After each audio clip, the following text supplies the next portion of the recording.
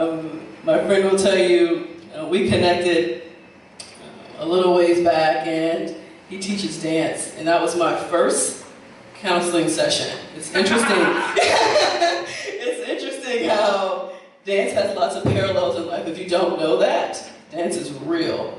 And there's lots of the energy, pushes and pulls, communication, and boundaries you set with dance. And this is Latin dance specifically. And my goodness, did Angel read me right away. But we're friends now, and from that, we were like, why don't we do something together?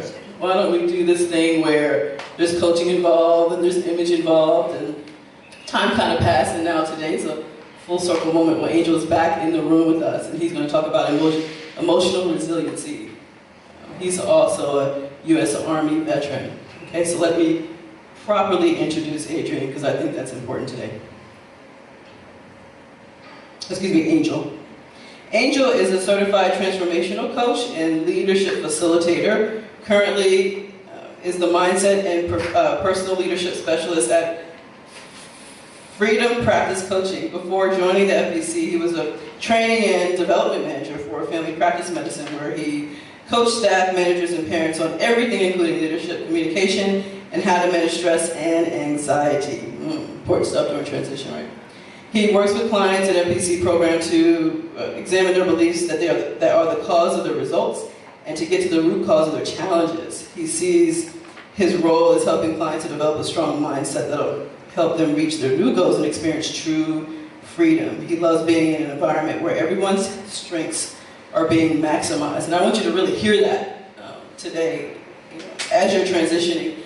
So even if it's not out of the military sector into the civilian world, we all are in the midst of a transition. We're going into new spaces. So I think it's important for us to have a strong mindset to be able to overcome those challenges that we face before us. So without further ado, Angel speaks for himself. Angel.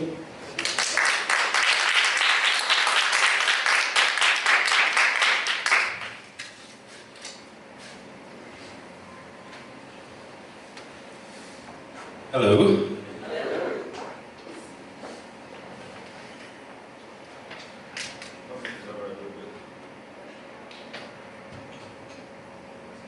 All right, so how's everyone doing? I always see the comedians, they take the mic off and they put it. I'm always minded to do that. All right, so I want to tell you a little story. There was a daughter driving around with her father, and they encountered a storm. The daughter immediately says, "Dad, I need to stop. I need to pull over. This storm, this is really bad." The dad says, "No, keep driving." So she keeps on driving. Then she notices that cars are stopping. They're pulling over on the side of the road. She says, "Dad, I need to stop. I need to pull over." Oop, keep driving. So she keeps on driving. And she notices that 18-wheelers are now pulling over and stopping. This is getting that bad. She says, "Dad, I absolutely have to stop now. I can barely see ahead of me. I have to pull over." He says, "No, don't give up.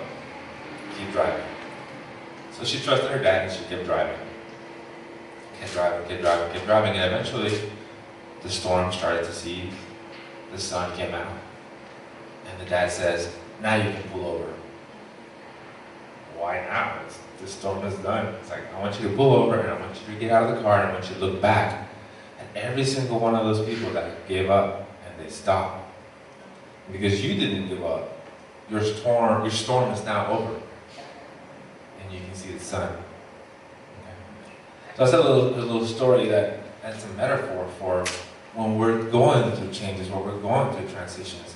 And to keep it in the same topic of a storm, I have an uncle that's taking sailing lessons. Anybody do sailing? Yeah. His teacher told him, whenever you're out at sea and you see a storm, you want to bring down your sails, okay? And just pretty much stop, okay? And just wait it out, right? It says wait it out. What I like about this story is that he says, if the storm is really, really bad, you need to tie yourself to the boat and go with it. Because the boat is going to go like this, and it can potentially flip around. So he says, tie yourself to the boat and just go with it. She's looking at me like, ugh. But that's the opposite of what we do. When there's a storm, what do we want to do? We want to run. We want to bolt. We want to run away from it. We don't want anything to do with it. This lesson says, tie yourself to the boat and go with it. When the storm is over, of course, untie yourself and look for light. Begin to look for light. And pick up yourselves and start heading towards the light. Okay? And I remember this same uncle was the one that gave me advice when I went through my difficult time, my transition time. We all go through transition. We all go through chaos. We all go through crisis. He says, I wanted to run. And he told me, stay in the struggle. Stay in the struggle a little longer. And I was like, are you crazy? I want out. I want to run away. Stay in the struggle. Trust me, you're going to thank me later. You won't regret it. So I did. I stayed in the struggle. I tied myself to the boat, and I went through the storm. And sure enough, I got out on the other side. I saw the light, and everything turned out just fine. You know, we have these moments of crisis, and we have these moments of chaos. And if you look, if I ask you right now, think back at the last time you went through a difficult time. We've all had it. Think back to the last time you had a difficult time, where you felt, I'm in crisis. Did that experience grow you, or did it destroy you? It grew you? Everybody's nodding their heads. It grew you. But guess what? Now we're at another one. I promise you, it won't be any different than the last one. It's going to grow you. It's not going to destroy you. Because everything that happens around you is set up for you to grow. Everything. What is his name? Steve Jobs, in an interview, he said that you can only connect the dots when you look back. Right? Hindsight 2020. We can always look back and like, okay. That's why that happened. That's why this person came into my life. That's why that happened. We can connect the dots when we look back. When I heard that interview, I thought about it and I said, well, if the dots connect when I look back, then the dots connect when I look forward. They're already connected. The question is, can I trust that? Can I trust that this dot that I'm in right now is going to get me to the next one, and to the next one, and to the next one? That is all set up for me to grow. That is all set up for my highest good. Come on now. That is all, it's all supporting me so that I can be the person that I am meant to be in this lifetime. I know that going through it doesn't feel that way. It sure doesn't, especially, here's the deal. Does anybody else believe that the body is a vessel? Yes. Right, we believe that the vessel for what?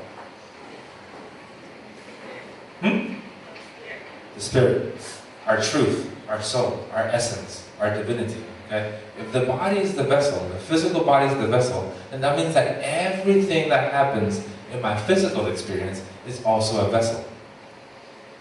It's a vessel that's bringing me a truth so that I can realize my truth. Okay? The problem is, if I look at the physical circumstances, it's crappy, it sucks, it's painful, I don't like it, then I'm focusing on half of the truth. I'm focusing on just the vehicle. I'm not looking at what is the truth that this experience is bringing me. Let me tell it to you like this. Who likes honey? Anybody like honey? Honey's good, right? Right. There's a lesson that I've learned, and it says, and the story for this lesson is long. And if you become my friend on Facebook, please add me. I'll tag you on the story. This is a good lesson. But the moral of the story is that there's honey in every situation. There's honey in every situation. Now, if I bring you honey in a glass jar or in the teddy bear packaging, you know it's honey. And you probably take a big spoonful of that and then eat it, right? But what if I bring you honey? What if honey comes in a rusted can full of holes? Your face. Not so much. Of course, most people tell me, I would kick out of that can. I don't want that. Okay? But there's honey in there. Your job is to find the honey, not to focus on how the honey came. Don't focus on the packaging. Don't focus on the circumstances. That don't really matter. The point is, how is this situation trying to help me? How is this situation trying to grow me? What is this situation, what truth is it bringing me about me so I can realize my truth? So I want to talk about emotional resiliency. Emotional resiliency says that you can roll with the punches. You say, bring it on. In fact, bring me more of it. Because you know what it's doing. It's trying to grow you. Emotional resilient people, that doesn't mean, it's not that their strength comes because they're strong, There is a certain, you can feel it. You can feel the experience. You can feel the transition. You can feel all of it. You don't do this to it. You can step up to it and say, okay, this is going to pass.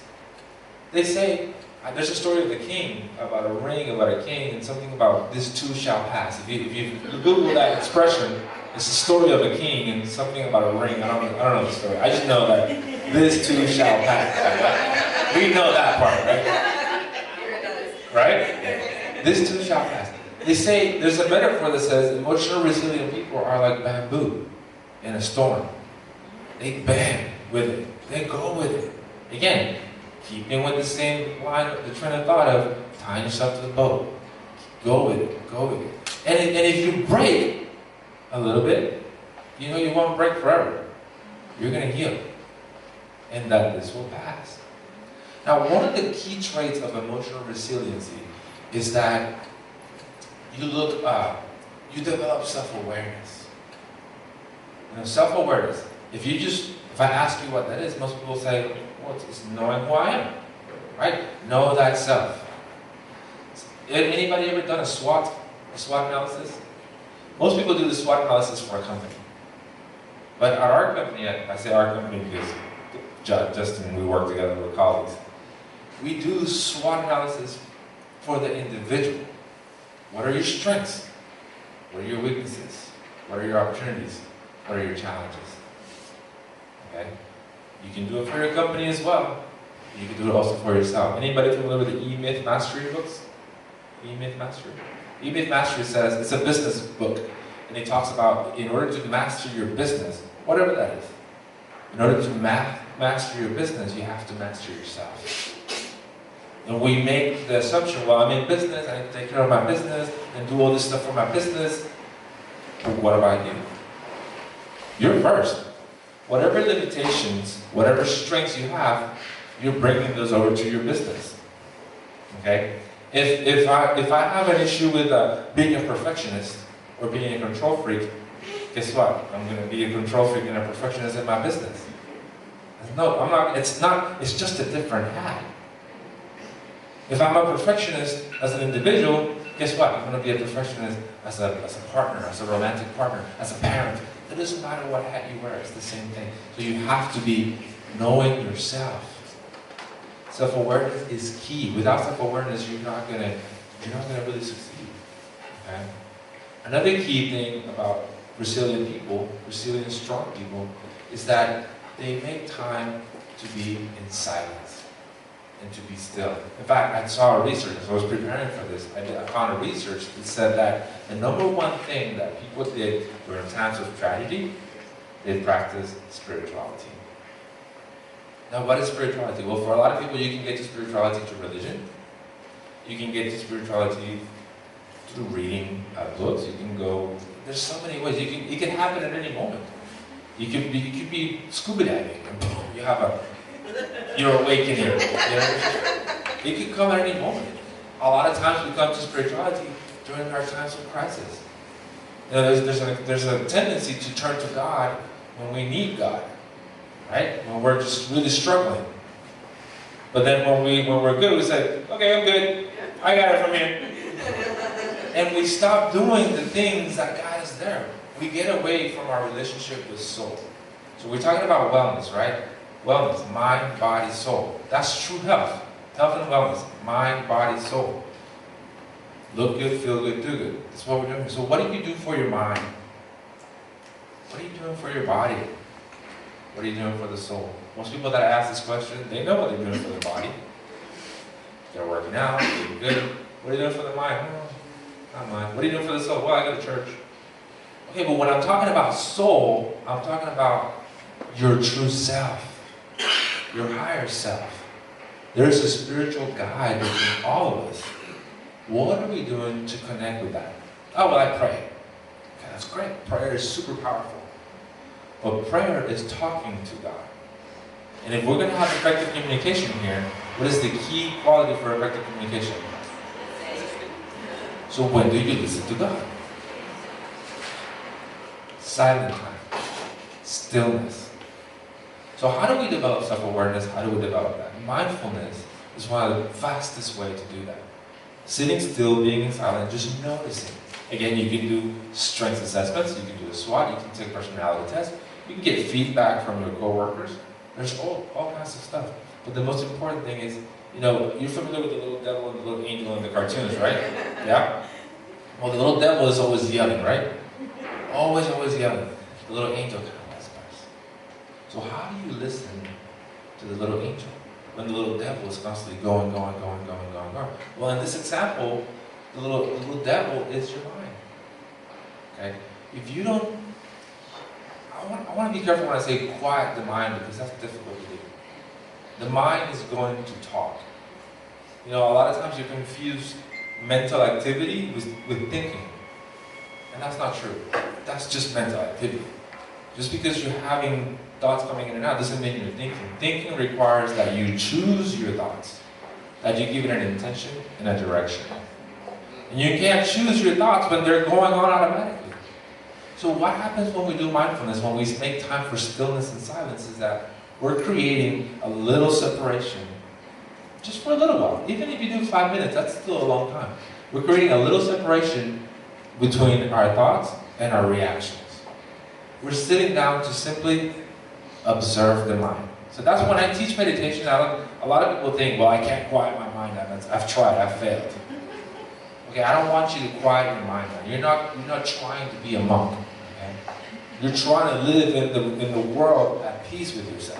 And that's the other part I don't want you to be confused. A lot of people think that in order to be at peace, my environment has to be peaceful. Everything has to be quiet, and my house needs to be perfectly clean, and my car. No. Peace, a state of peace isn't being at peace in a peaceful environment. A state of peace is being at peace despite the chaos. The last time I meditated in front of a train. We were sitting in an open area, and the train went through. We're all sitting there. We didn't even open our eyes. It was like if nothing was happening.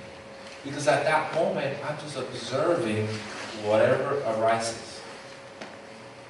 I'm just observing. I'm taking them. Anybody go to the movies? I'm sure you go to the movies, right? When you're watching the movies, what are you doing?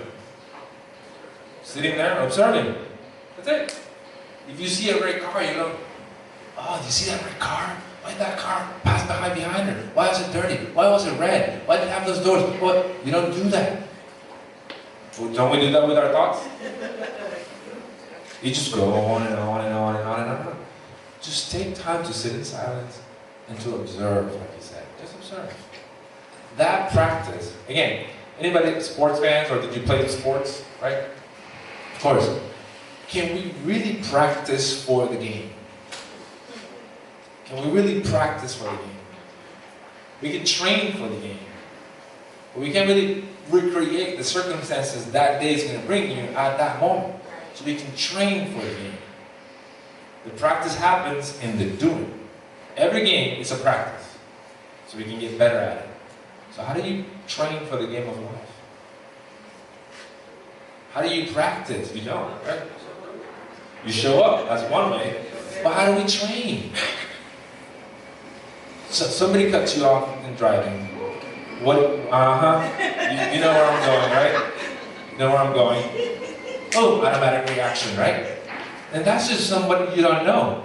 They're very removed from you. What about when the people that are close to you piss you off or do something that doesn't meet your expectation? Boom, reaction. So how do we train ourselves? How do we create a gap between our reactions what happens in our reactions. To me, meditation is the art of letting go and letting be. Being able to, did anybody see the movie Sherlock Holmes, the new one with, what's the actor? Yeah, Robert Downey Jr. In that movie, before he gets into a fight, if you've seen the previews, he's always fighting. Everything sort of slows down. He can see like, that guy's gonna shoot at me. She's gonna throw a knife at me. He's gonna come with a bat at me. And so he sees everything right before it happens, and it's like this. And then he can respond. And I remember when that happened to me after 8 months of mindfulness training and meditation. I was separating from my wife at the time, and we were just fighting. And she said, you know, your wife, your partner, sometimes they can give you those low punches. And she did one of those where it's like, ooh. And I felt the reaction, just like the anger just come up. And I heard what I was going to say. And then I heard her response. And then I saw the whole argument spiral out of control. And I didn't say anything. And that's when I was like, oh, there's something to this meditation stuff. Like, is this magic? There's like magic. There's no magic. I thought it was magic. I really did. But there's no magic. It's just that you're practicing how to be still, how not to react, how to respond, how to create some space in your mind so that you can choose your thoughts, so that you can give them intention and give them direction. So you can gain clarity, perspective, so you can have discernment. You're looking for purpose. A lot of us are looking for purpose. Your purpose will float up like a bubble in the ocean, just to the surface. Oh, you just show up. You just show up. And I guarantee you, if you're looking for purpose, you're right around the corner. It's something that you're already doing. It's there. But because you don't have any space in here to really think clear, you don't see it. Okay? So the two things: practice stillness and silence. Develop self-awareness. All this, just those two little things will do so much for you in terms of how you show up in the world. Get to know who you are. You know, there's an idea that I'm a soldier, or I was a soldier. Now I'm transitioning, or whatever you're transitioning from. I was a husband, now I'm getting a divorce.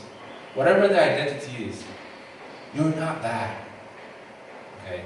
Your identity is tied, and we tend to tie our identity to our things and our stuff and our lives, but all our external stuff are temporary. My wife left. I lost that job. I lost that house. I lost that car. But if you're tied to those things, guess who also goes away? You do. So you're not a soldier. You're more, yes, you're a soldier, and you're more than a soldier. There's a part of you, the one that I want you to connect with, that has been there before you were a soldier. It will be there after you're a soldier. It was there before you were born, it's there the day you were born, it's there after you die. That's the part of you that I want you to get in touch with. If something were to happen to you today, and I hope not, let's say you get into an accident, you have complete memory loss, and you open your eyes, you don't know where you are, you're surrounded by people that you don't know who they are, you don't know your name, you don't know your life, you don't know that you were even a soldier. Who are you? Who are you? Who would you be? There's a part of you that is you, that is not a soldier, that is more than a soldier. And just to give you one last clue, anything you can be conscious of, if you can notice it, is not you. So if I can notice my hands, and if I can notice my body, I'm not my body. If I can notice and hear my thoughts, I'm not my thoughts. If I can notice and feel my feelings, I'm not my feelings. Because if I were, then who's doing the noticing? You're the part that is noticing. I can notice my surroundings, but I'm not my surroundings. So in that stillness, in that silence, in that developing the self-awareness, you get to know your truth. When you get to know your truth, you show up differently in the world. When you get to know the truth, we all say we have faith, right? We have faith. What is faith? How do you define faith? Belief? When you look up faith in Google, because I don't need to go to a dictionary anymore. Yeah, Google. Faith says is complete trust beyond doubt. That's the first definition. Second definition, strong belief in God. Okay? Complete trust beyond doubt. Trust that all the changes that are happening in your life are happening for your highest good. It may not be for the good of the physical being that you are, the personality. Eventually they will, but they're really for the highest good of your truth, so that can come through your personality on a daily basis. Okay, so you say you have faith. If you say you have faith, then you need to be looking at your circumstances differently. And I'm reminded of that picture of like Jesus with a big old teddy bear on the back. It's a little meme that's been going around. There's a little girl with a smaller teddy bear, and Jesus is saying, "Give it to me," and she's saying, "No, I want this one." And he's got this big old teddy bear back here. And he says, "Trust me, something better is coming. Trust me, something better is coming." In this time of uncertainty, turn it into curiosity. As you transition, trust that everything is set up for you to grow. Trust that you're being supported and you're being taken care of. And if God is for you, what could be against you? Nothing. Not even this moment of transition. The main thing is, what is your vision of success? Keep that vision of where you're going. Let it illuminate your path. Okay? So that you can see the steps that you need to take. And 10, take action now. Don't stop. Keep moving. Keep moving. Keep moving. Okay? Thank you very much.